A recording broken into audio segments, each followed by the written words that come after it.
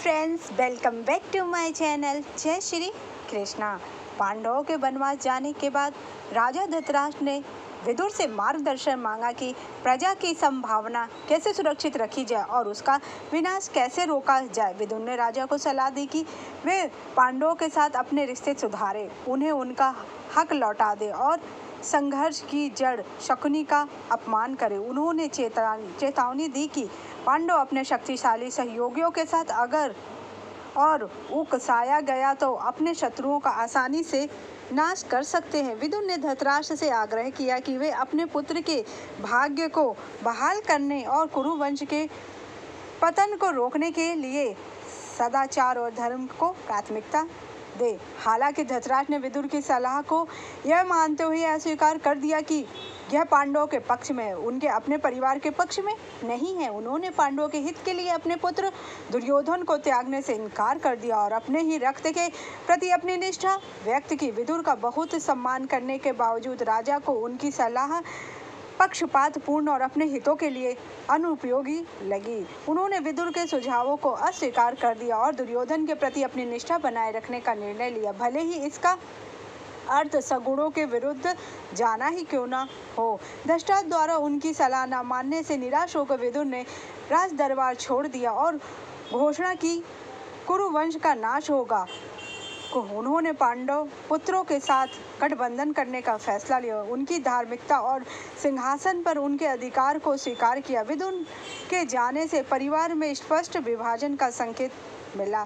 जहां उन्होंने न्याय के लिए पांडवों का साथ दिया, धृतराष्ट्र द्वारा सद्गुण और धर्म के अनुसार कार्य करने से इनकार करने से परिवार में तनाव बढ़ गया, जिससे एक अपरिहार्य संघर्ष का मार्ग प्रशस्त हुआ।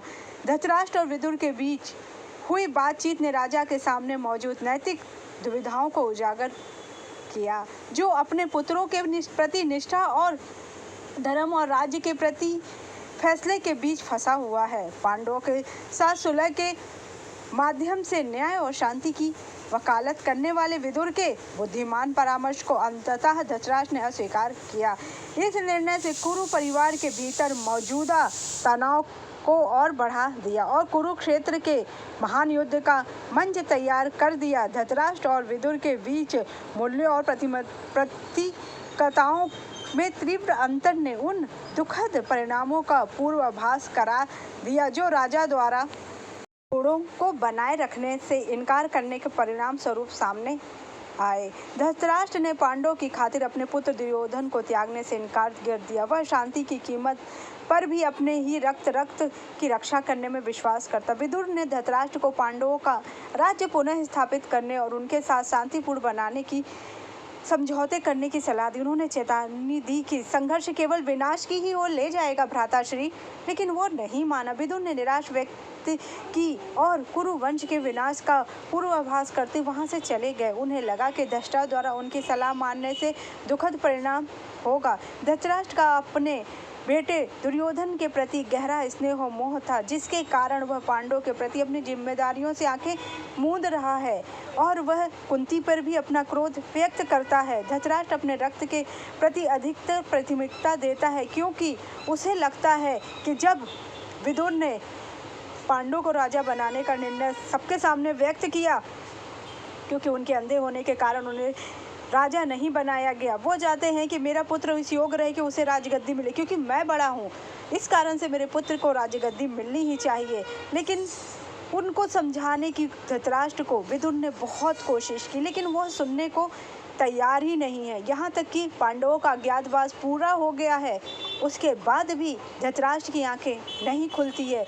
वह उन्हें फिर से वनवास जाने के लिए प्रेरित करना चाहता है, जो कि हर तरह से गलत है, क्योंकि ना भीष्म पितामह ने कहा कि उनका ज्ञातवास विराट युद्ध से पहले भंग हो गया, ना गुरु कृपाचार्य ने, गुरु द्रोणाचार्य ने, जब किसी ने भी नहीं कहा। यहाँ तक कि गुरु कृपाचार्य ने ये कहा, उनके महामंत्री ने जब पूछा गया तो गुरु कृपाचार्य ने कहा कि विराट युद्ध अर्जुन और दुर्योधन के टकराव से पहले ही पांडवों का वनवास और एक वक्त का अज्ञातवास पूर्ण हो गया था। अब नीति के अनुसार, शर्त अनुसार उनका राज्य लौटा दिया जाए। जब भगवान श्री कृष्ण ने धृतराष्ट्र को समझाया कि आप उन्हें 5 गांव ही लौटा दीजिए जिससे वह अपना शांति से रह सकें, तो भी मूर्ख धृतराष्ट्र अपने पुत्र मोह के कारण भगवान श्री कृष्ण की बात मानने से अस्वीकार कर देता है और अपने पुत्रों के विनाश के लिए खुद जिम्मेदार होता है। महाभारत के अनुसार विदुर जैसे बुजुर्गों ने धृतराष्ट्र को पांडवों को उनका राज्य देने की सलाह ताकि शांति बनी रहे।